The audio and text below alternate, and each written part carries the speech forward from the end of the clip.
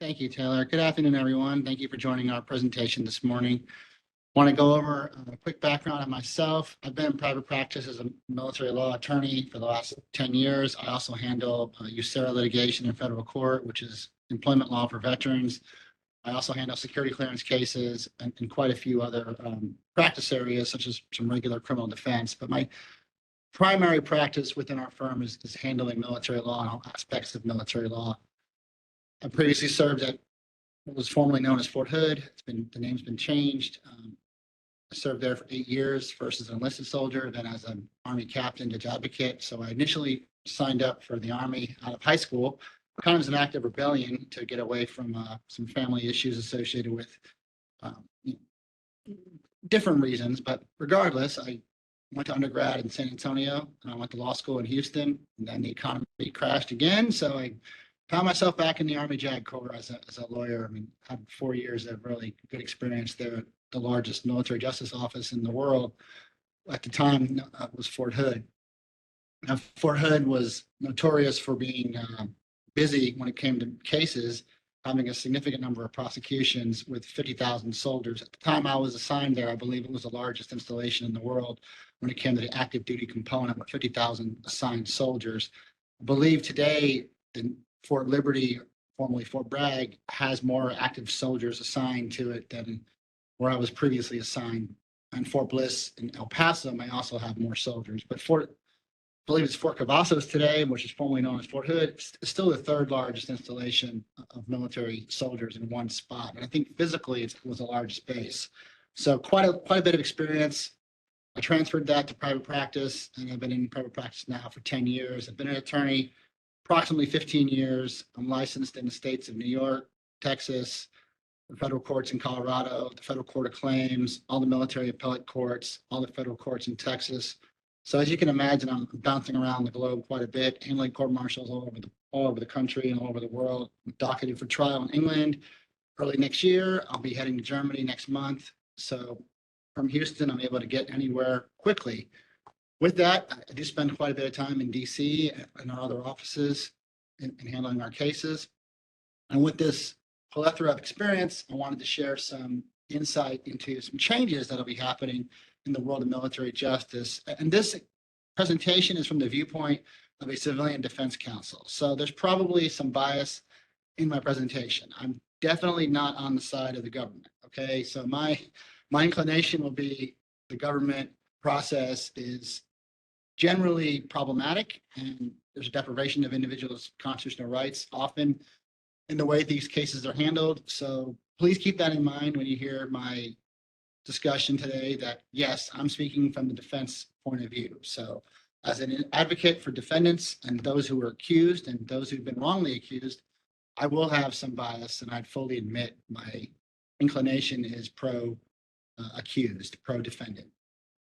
That being said, let's talk about the other side, the Special Trial Counsel. What is the Special Trial Counsel? Well, the Special Trial Counsel is going to be very similar to, I don't know if anybody listening has seen Law and Order Special Victims Unit, where they have like a special prosecution chain that handles only sex crimes.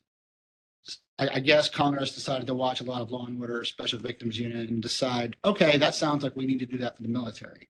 So they've taken responsibility away from the initial chain of command, and they're now going to have charging decisions done independent from command influence by a special unit of military lawyers that their sole role will be to do a merits assessment and an evaluation on, does this case have merit to move forward and to actually be prosecuted, or should it be returned to the chain of command for a disposition other than prosecution? So the predicate question is going to be, is this something we prosecute in the military justice world, or is this something we give back to the chain of command? Or alternatively, is this something we give to the civilians and let civilian prosecutors handle it? Those are going to be the three decisions they have when it comes to a certain number of delineated cases. Primarily, the one that is most pertinent to this analysis is the Article 120 provision in UCMJ. Yes, there will be an independent analysis done for cases of child pornography, conspiracy to commit certain offenses, kidnapping, and murder. But kidnapping cases and murder cases, manslaughter cases, thankfully, there's very few of those in the military justice world. So it's very rare for an active member of the military to be charged with murder. When it does happen, it's obviously very tragic. Those cases will be referred to the Office of Special Prosecutor. But the case, again, tragically, the one that's most reported when it comes to the analysis for the Special Trial Counsel is Article 120. That is, in layman's terminology, known as the rape charge. And rape, has a lot of negative connotation to that. People think of a rape, they think of a mugger, of an ATM, and brutal assault. That's not necessarily the facts of 99% of military rape cases. Most military rape cases generally involve sexual activity where there's a claim of lack of consent. Often this claim of lack of consent is based on allegation of incapacity, meaning the individual was too intoxicated to freely give their consent. They woke up later realizing they were assaulted, or they did not freely participate in the behavior. So that's the general, also known in layman's discussion as like the drunk hookup scenario. That's generally what gets prosecuted in the military time and time again. I have defended accused in literally dozens of scenarios involving what generally would be conceived as in Hollywood as a drunk hookup, meaning 6 months later, the quote unquote victim comes forward to investigators and says, oh, this is, I was raped and I want to report that. They go to local law enforcement. Law enforcement does a report and says, well, you waited 6 months. Nothing we can do. Sorry. They leave the local police. They go to the military investigators. Military investigators do their own investigation. They file charges. It gets prosecuted. We go to trial, and then we get predictably an acquittal. Why do we get an acquittal usually on those scenarios? Because there's no witnesses. There's no forensic evidence. There's no DNA evidence.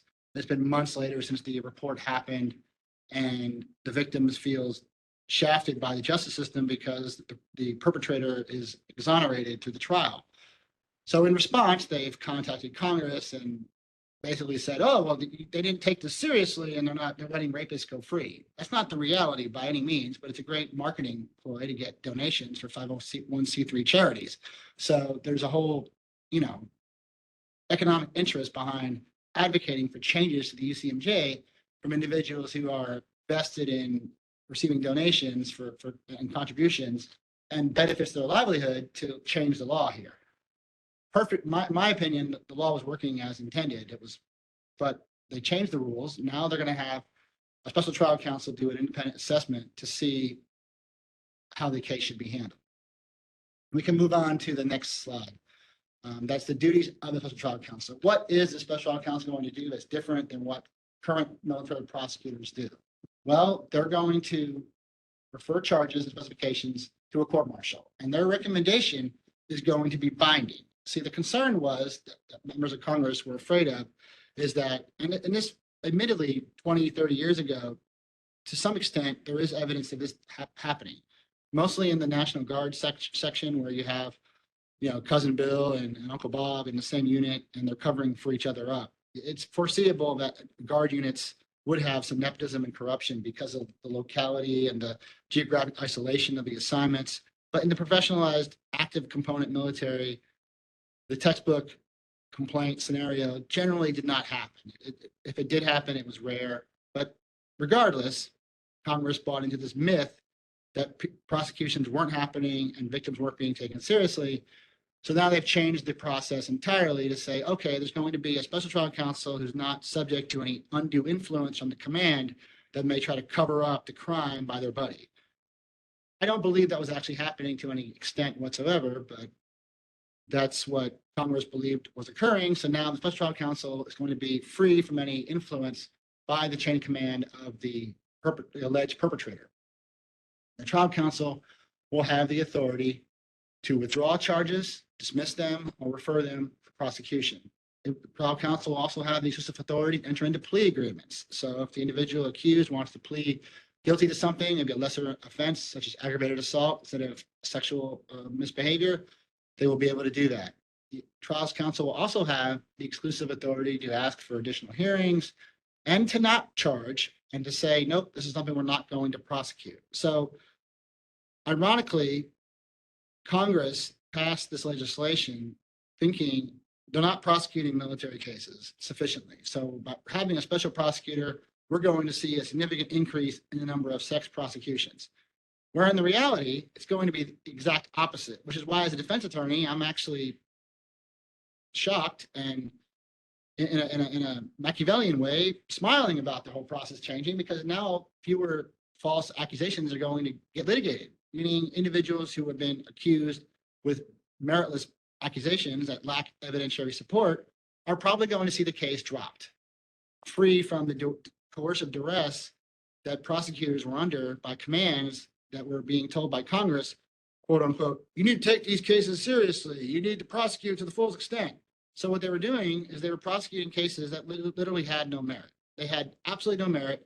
And what was I doing? I was flying around the country with a parade of experts, forensic psychiatrists, DNA experts, toxicologists, all these experts who were getting paid by the government to go litigate a case that literally, from the opening of the government's presentation of evidence, everyone in the room knew there was no chance of a conviction.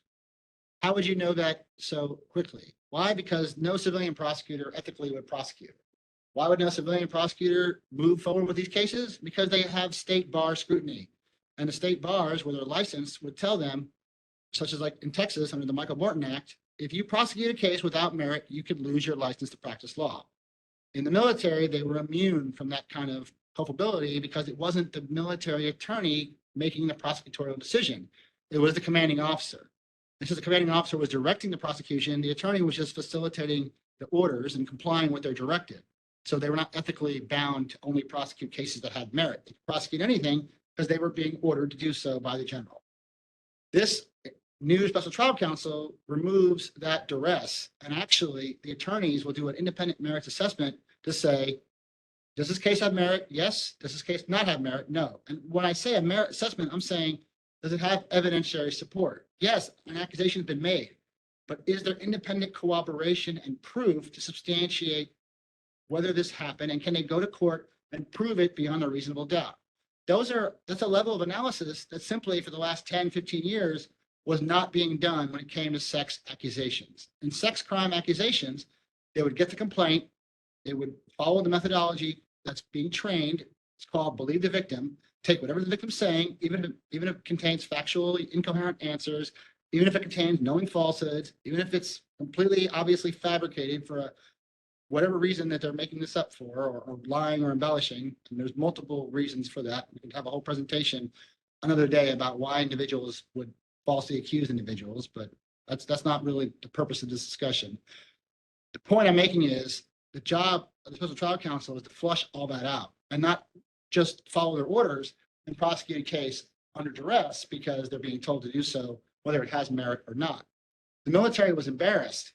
There was a acquittal rate of about 60% when it came to sex crime prosecutions. In the Department of Justice in federal trials, when they do take sex cases and they prosecute them, the acquittal rate is about 5%. Why is the Department of Justice getting 95% conviction rate and the military getting a 40% conviction rate? Well, it's not because the Department of Justice attorneys are any better or more qualified or more capable. It's simply because they're taking only the cases they think they can win.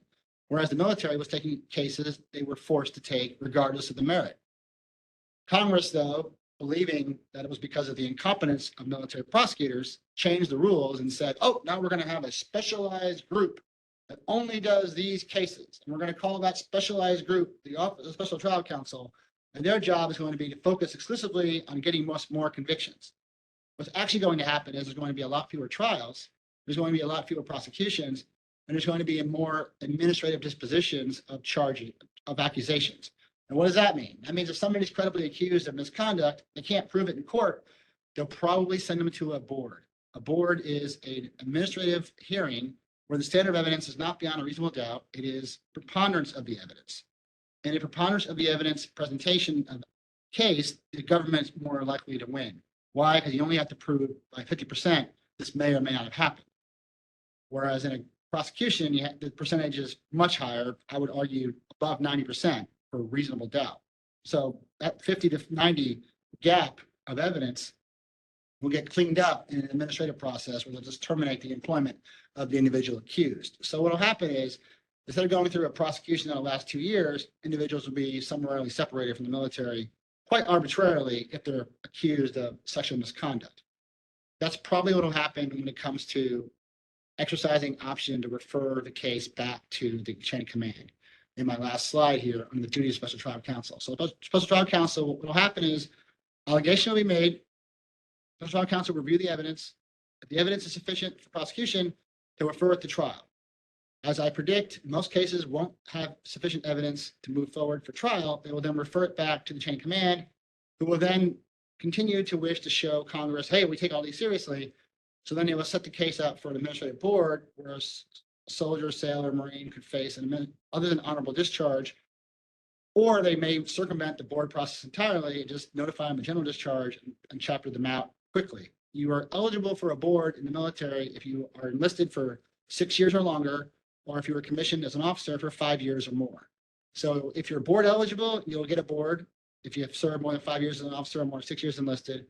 If you're not board eligible, you'll just be papered out, and you'll be papered out quickly. So I predict in sex accusation cases that are subject to special trial counsel review, you'll see a significant uptick in the number of administrative proceedings. You will see a lot fewer court martials because the evidence is lacking, unfortunately, in most of those cases. Why is the evidence lacking? Well, sadly, if there's no witnesses, there's no forensics, and there's conflicting statements, the classic he said, she said scenario is a coin toss. Well, if it's a coin toss, that's only 50%. That's not the 90% necessary for prosecuting and winning. So that's why the cases are inherently difficult to win in a prosecution. Now, speaking in generic terms, obviously there's gruesome scenarios where perpetrators definitely should be prosecuted to the fullest extent and the evidence is overwhelming. That's not the military's normal scenario. Let's move on to additional changes to the National Defense Authorization Act, and that is slide 5. We're gonna click to the next slide now, and that is the I'm sorry, back up one slide. The new offense of sexual harassment. Sexual harassment has been prohibited in the military for about 30 years. Around the Anita Hill hearings with Clarence Thomas, the whole concept of sexual harassment being an epidemic problem in the workplace became well known. And in 1992, the U.S. Senate went from 2 elected women to, I think, 9 or 10. It was called the Year of the Women in Elections. So there was a massive change in the law when it came to the understanding of the prohibition on sexual harassment about 31 years ago. The military today is just now making it officially a criminal offense, although it arguably it's been illegal for 3 decades. It hasn't been prosecuted as its own separate criminal offense until now. And yes, it's not necessarily a termination offense where you can get fired from your job. It's also something where you can go to jail if the elements are proven. So what is sexual harassment? Sexual harassment is actions that, there's 2 kinds of sexual harassment. One is the classic quid pro quo sexual harassment, which is very, very salacious and disgusting. Generally, it says, well, do this for me and I'll do this for you. That's almost transactional harassment. That is already been illegal under different provisions of the law, but now that's clearly articulated as an Article 134 violation. The general scenario, though, of harassment is what's known as the hostile work environment, meaning the conduct was unwelcome and it was degrading, and a reasonable person would believe that such conduct was, unwelcome. That gets to a fact issue of, well, was the behavior actually unwelcome? Was the behavior actually inappropriate? In the military, generally, you should not be flirting with your colleagues because you run into the issue of fraternization. Regardless of whether or not the sexual behavior was welcome or unwelcome, it may be prohibited because it could be criminal fraternization. What is criminal fraternization? That means if you're a lieutenant and you're flirting with a sergeant, well, you're not allowed to date outside your rank. So that officer, lieutenant, flirting with that sergeant, even if the behavior is welcome, is probably engaged in criminal fraternization, and that fraternization would be prohibited separate and distinct from whether it was sexual harassment and whether it was welcome or not. Now let's go back to the scenario where it's simply unwelcome behavior. Lieutenant trying to flirt with another lieutenant. And that flirtation goes from innocent, jokes to aggressive harassment, where it's continuous and repetitive and unwelcome to the extent where it brings discredit to the forces and becomes prejudice, order, and discipline. If that happens, and has an effect on military readiness, then it can be prosecuted under Article 134. Now, there's some limitations to this because they put in all these caveats. While you have to show it brings discredit to the armed forces, you have to show it harms good or discipline, you have to show it has a direct impact on military readiness. So with those additional elements, simple behavior at Burger King that's inappropriate is probably not going to rise to the level of sexual harassment. If it's at Burger King off base, on leave, there's not a military nexus to the behavior. Now, if it's criminal conduct, like an assault or other obnoxious behavior that could be considered actionable harassment, it could be prosecuted under local law of the jurisdiction where it happened, but it wouldn't necessarily be a criminal offense under the UCMJ. So you're going to have a lot of cases where people are being reporting sexual harassment, but you're going to need to dive deep into the facts. Was this actionable sexual harassment, or was this just, lack of better description, stupid banter or youthful shenanigans, or just idiot behavior that, although inappropriate, may not necessarily be criminal? So my concern as a defense attorney is when we formally criminalize sexual harassment, what you're doing, arguably, and again, this is from a criminal defense attorney's perspective, as an advocate for those who are accused, you're really bordering on criminalizing flirtation. I've had a scenario, my colleague, where a client was prosecuted for sexual assault or alleged sexual assault for trying to give a girl a kiss on the cheek. That's the kind of stuff the military will probably do, because the military never does it with equilibrium. They always overcharge. They always overstep. So I can imagine a significant uptick in sexual harassment prosecutions when there's an individual accused, because they want to show Congress how seriously they take it. For example, recently I had a client who said some curse words in the motor pool. Cursing in the motor pool is generally not something they prosecute. Well, at the installation he's assigned, they're going to make him an example. They're going to prosecute him under the Article 134, misusing foul language and engaging in sexual harassment by making sexually crude comments at work. So the point here is, if you're in the military serving on active duty or in any kind of capacity, you really want to make sure your workplace behavior is constituting utmost professionalism. If you wouldn't say it in an office environment to your boss, you probably shouldn't say it amongst your colleagues at work. Understandably, foreseeably, in the military, you never really leave work. You're on duty 24/7. That means when you're around other members of the armed forces, you really need to make sure your behavior is arguably robotic. Do not engage with other people in a manner that could arguably result in a complaint for sexual harassment. That means no profanity. That means no crude jokes. That means arguably no aggressive flirtation. And if you do aggressively try to seduce the other side, you could face sexual harassment. And it's not limited to gender. I've got a female client who's facing prosecution for sexual harassment because she liked a colleague and he reported her for sexual harassment. So again, it's not sex specific either. It could be either gender, and you can be in big trouble if you're prosecuted under this offense. So the warning here is keep it professional at work, and don't try to date where you work. It's probably not a good idea. It's like just you're facing yourself up for potential liability. Let's talk about the next slide, that the investigation process for sexual harassment. Now, the military was accused, and in my opinion, wrongfully accused, of not taking these allegations seriously and covering them up. So what Congress did in response was they amended the National Defense Authorization Act to say that there's going to be independent investigations regarding sexual harassment. And again, the elements of sexual harassment need to be repetitive, and they need to be frequent, and it needs to be severe. What does that mean? And the Fifth Circuit's terrible about this. The Fifth Circuit's almost impossible to prove as a plaintiff's attorney in an employment case somebody actually was sexually harassed, because in the Fifth Circuit, which is based in New Orleans, which is the most conservative federal circuit in the country, you almost have to show an assault to prove workplace sexual harassment, because everything I've seen come through is, oh, well, although he commented on the size of her, anatomy, so what? Or although he asked her to perform sexual acts, it was only once and not a big deal. That's the Fifth Circuit for you. Military is going to be nowhere near that deferential to workplace behavior. It's going to be the opposite. Oh, you made this person uncomfortable? Well, now you're creating a hostile work environment. Prove otherwise. And in the military, there's a problem with generally people being assumed guilty until proven innocent versus innocent until proven guilty. So keep that in mind in the different levels of analysis. And the warning here to everybody listening, and I can't say this loud enough, is you got to keep the workplace professional. Otherwise, you're facing potential liability and the end of your military career.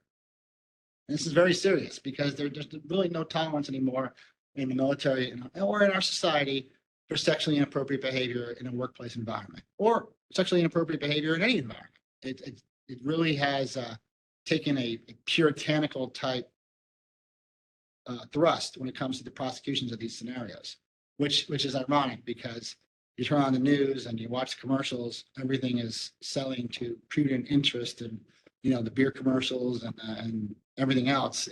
Society is saturating us with online solicitations that are sexualized, but then if you act upon it, you're going to get prosecuted. So, you know, keep that in mind.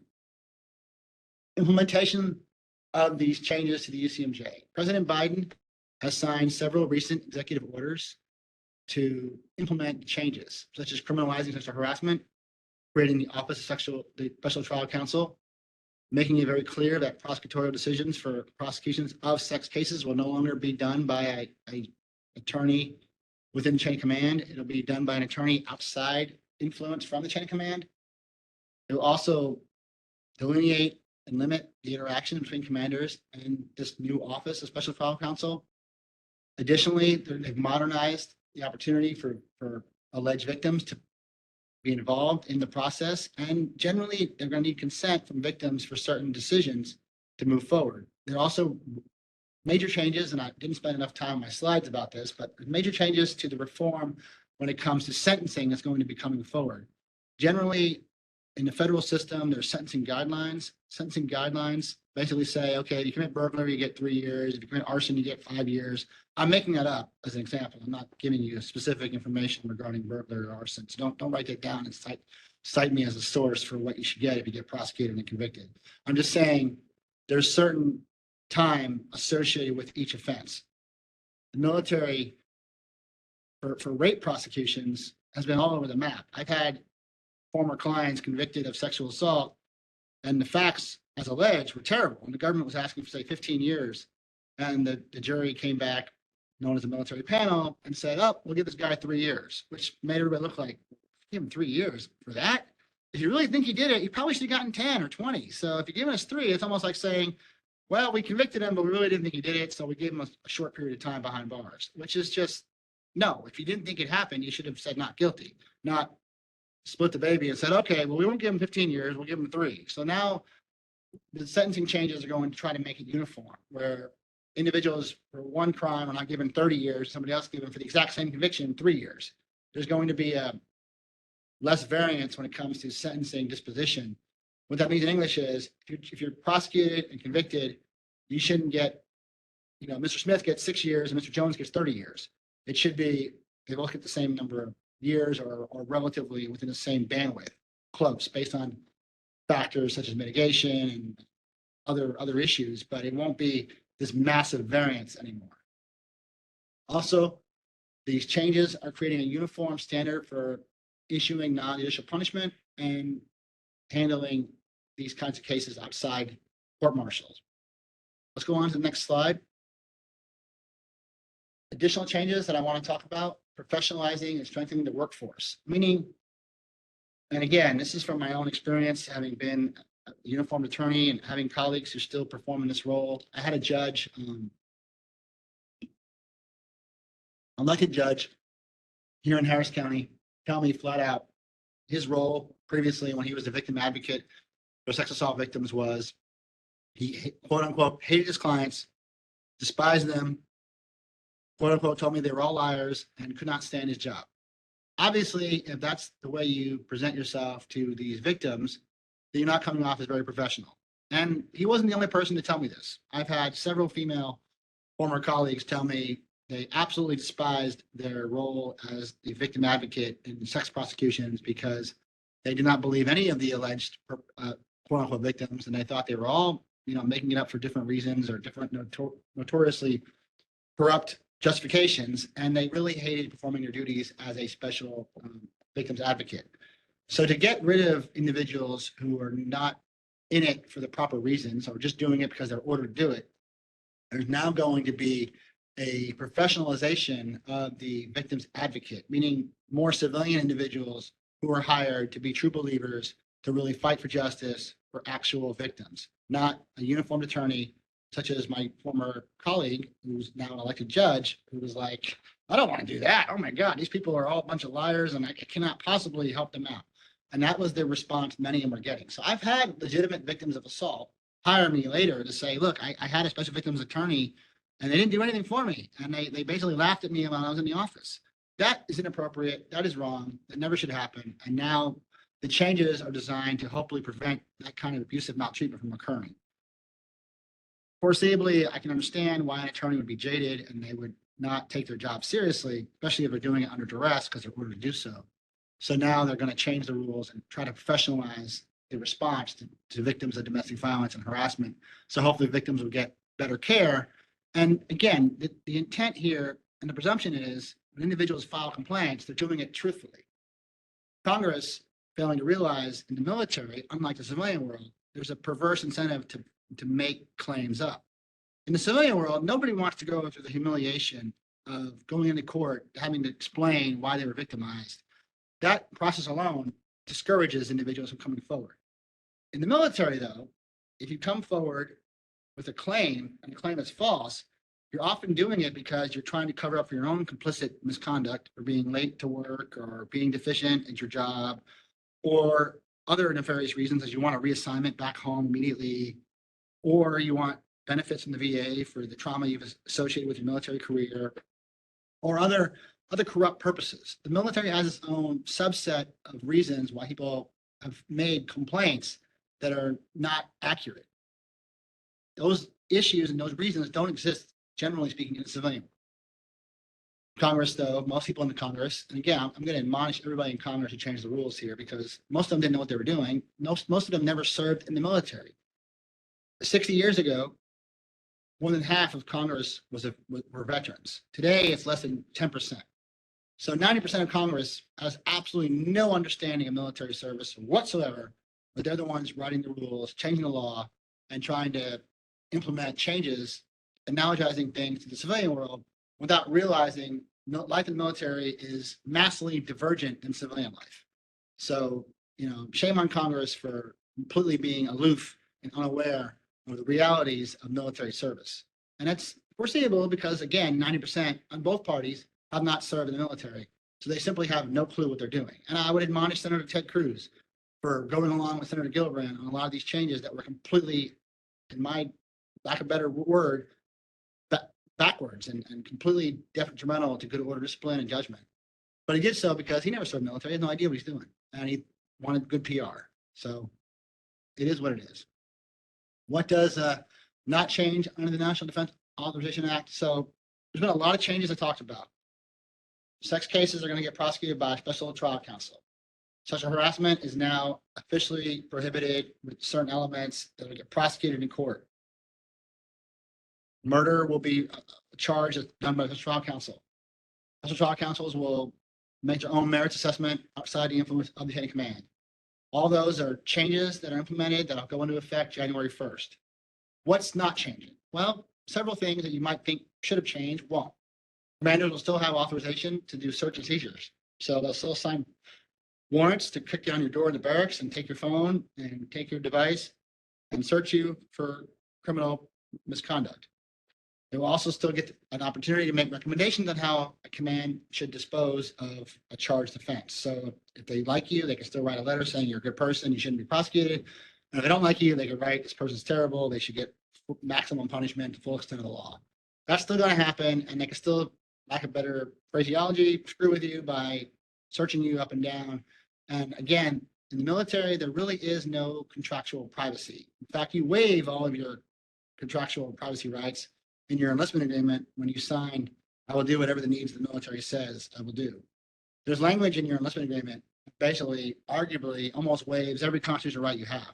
You don't have any real basic constitutional rights other than what the military authorizes per regulation you to have. There's certain things you can't waive, but through contractual arrangement, the military gets you to waive as much as they possibly can, and your compensation, which is your military pay, is the benefit associated with the waiver of your basic constitutional protections. So keep that in mind, that the UCMJ is what you have at the discretion of the military, subject to change by the president anytime they see fit. You don't have the same basic constitutional protections a civilian would have, because you're getting compensated by the military and you sign an agreement saying, yeah, I agree to whatever's happening. So, and I agree to whatever's happening, whatever you decide to happen. So that's the language and the rules. So anyway, additional stuff not changing. Let's go on to the next slide. Commanders of court-martial convening authority can still put soldiers in pretrial confinement or restraint. So if you flee the unit because you don't want to deploy and they apprehend you, they can still put you in jail and make you sit there until trial.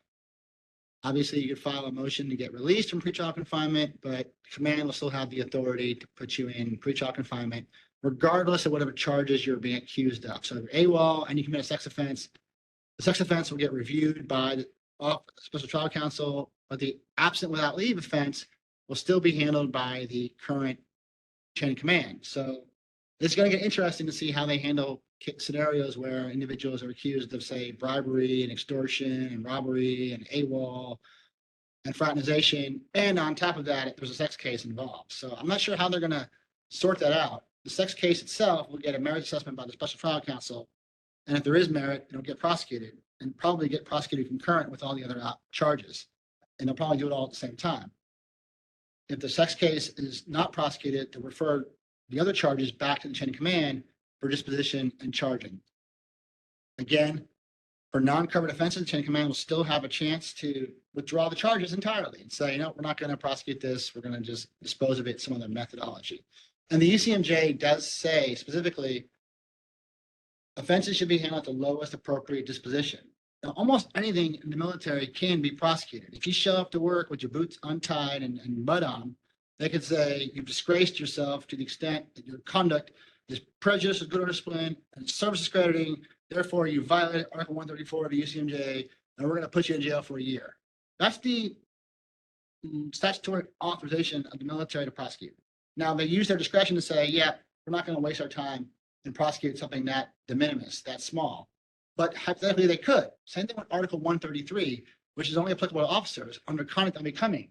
Almost anything could be arguably prosecuted as conduct unbecoming. So if you sneeze and your shirt doesn't fit properly and your belly exposed, they could say, well, your conduct was disgraceful because you're not keeping your clothing in a kempt manner. Therefore, we're going to prosecute you for conduct unbecoming, and how dare you, not pay your bills on time, miss a month of your payment. We're going to put you behind bars because you didn't pay Bank of America on time. That's the kind of thing that conduct unbecoming, although it might be minor and small to a civilian, in the military, you can get a dismissal over if they want to take it to the fullest extent. So keep that in mind. What's available for them to take to the fullest extent, what they actually prosecute, is still up to the chain of command discretion, all non-covered offenses. Command will still have an opportunity to grant some clemency from conviction and other relief associated with individuals who are prosecuted. Additional slide, let's move on to actions left unchanged. Generally speaking, the jury itself can still be stacked against the accused. What does that mean? That's a loaded accusation. Let me explain that. The general still picks the veneer, meaning, okay, who am I going to identify as potential jurors? In the civilian world, you have a right under the 7th Amendment to a trial by jury of your peers in civil litigation, and under the Constitution or protections in the 5th and 6th Amendment, you're supposed to be tried by a jury of your peers. So it's supposed to be a randomly selected jury of the community as a member of the team to determine whether you're guilty or innocent. In the military, that's not the case at all. You have a right to have a jury of individuals who are senior in rank. So they have, if you're a specialist, they have to be E5 and above. Or if you're a captain, they have to be majors and above. So what does that automatically mean? That means these individuals reviewing the merits of the case are generally going to be credentialed, professional, educated, and have a subset of identifications that the general public does not have. For example, most military officers who make it to field grade have a master's degree. In the general population, less than 10% of the civilian community has a master's degree. So you already have within your jury pool, if you're a captain being charged with a crime in the military, a jury of a population subset, less than 10% of the people have that qualification. So it does mean they'll probably be more likely to be inclined to believe the command and to be pro-government if they have the qualifications and credentials associated with obtaining that particular rank. So arguably, the general, the admiral will still be able to stack the deck with individuals who are pro-government by having the retained authority to select members of the jury. And the jury will still be individuals who are senior in rank. There's a positive to that. You want, obviously, individuals who are educated and professional to do a review of the evidence. But there's also negatives to that because you really want someone who's spent their entire life as a government hack, meaning someone who just goes along and checks all the boxes and doesn't have any scrutiny of what the government's doing. I would say you want individuals who are going to scrutinize the evidence of the government, and that may or may not be the individuals the admiral or general puts on the panel for a potential juror pool. So it's really going to be important to still vet out the qualifications, the capabilities, and biases of individual jurors. How is that done? That's done through the jury selection process at the beginning of trial, identifying individuals who may have biases or other problems that would prevent them from giving a fair hearing on the merits of the case. All right, let's go into a summary now, and then I'll open it up to questions anybody may have. I want to reserve some time for questions because this is a very generic overview of the changes, and the changes have not been fully implemented. So it's going to be interesting to see whether the changes written in law actually get implemented in practice, or they still try to do things in a manner that's different. In summary, the 2022 National Defense Authorization Act was a game-changing event that structurally modified the military prosecution system significantly. It was a compromise, though. It was not a full, okay, let's remove all the prosecutions to the civilian world. There are some militaries in some countries where they don't have military attorneys. They simply, if you're charged with a crime, it gets taken care of by the civilian authorities. For example, there are certain European countries where they don't have a military prosecution system. They don't have a JAG Corps. They just have, okay, you've been accused of a crime. Well, wherever it happened, the local prosecutors can decide to do it or not. And if it's military specific offense only, well, then chain of command will have it and dispose of it internally, and there won't be any trial on the merits. We still have that to some extent in the Navy when it comes to the non-judicial punishment authority of the captain. So a captain on a ship at sea will still retain the authority to dispose of offenses, whether you like it or not, without a court-martial. Meaning you won't have a right to choose at a court-martial if the captain says, yep, I'm going to give you captain's mast, and I'm going to impose non-judicial punishment, I'm going to reduce your rank, and you have no right to a trial by jury because everything happened here on the ship at sea, and I'm going to use my authority as a captain to impose punishment. That's not going to change. However, if it happens on shore and you have a right to trial, the analysis will be conducted either by the Special Trial Counsel, or if it's an offense not covered under the new rules, it'll still be done by the regular authorities within chain of command. What are we seeing here? We're seeing an intent here by Congress to demilitarize the military criminal justice system to some extent, trying to professionalize it and trying to make it more equivalent to the civilian setting. And I think that will actually happen. So you're going to see a lot fewer specious prosecutions of cases that lack merit.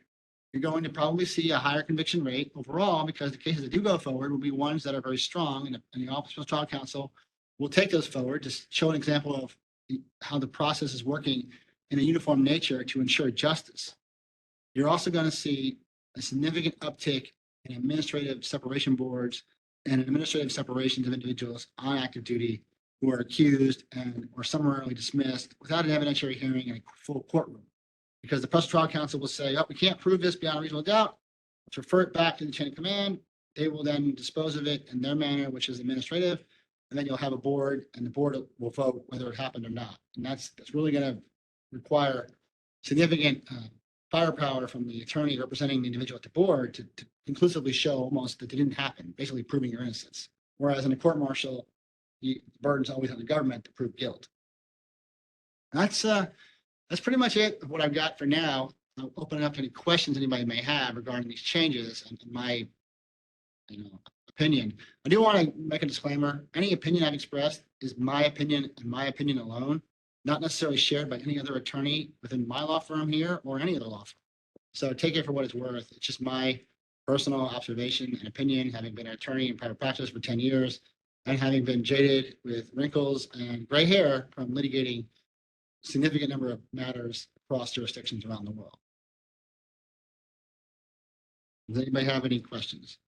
If there are any questions, please submit those in the chat so I can send them over to Sean. We'll give everybody a minute. Okay. Certainly look forward to answering any questions anybody may have regarding this whole process. One change I did forget to mention, which is, again, going with the fact that they're trying to modernize the UCMJ.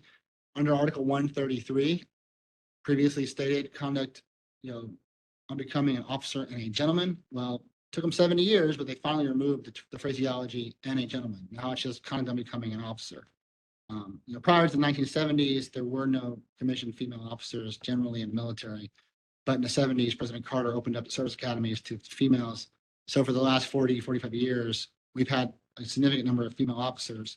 And when female officers misbehaved, they were still charged with not acting like a gentleman. So kind of weird there, but that's the way the law was written.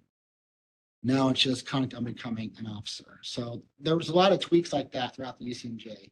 But the UCMJ was written in the 1950s.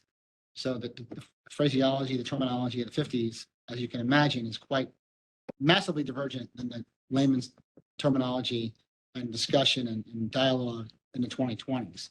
They're trying to modernize the language within the code itself, but there's still some archaic phraseology littered throughout the UCMJ that still needs to be cleaned up. It hasn't all been cleaned up. So when you look at it, keep in mind it's written in the 1950s, and the world in the 50s was quite different. Okay, I don't think we have any questions. Well, I hope I didn't put everybody to sleep. I hope you all have a good rest of your day, and thank you for attending this presentation, this webinar. And if you want to contact me in the future about any issues associated with military justice, military law, or veterans' rights when it comes to USERA, the Uniformed Services Employment Reemployment Rights Act, feel free to reach out to me. Try to respond to everybody as much as possible. Happy to set up any appointment, talk to anybody about your specific legal issue. And we strive to give everybody a zealous, aggressive defense. Again, I'm a defense counsel, so I fully admit my bias and my inclination is pro-accused. And I hope you understand that when you review this material. Thank you.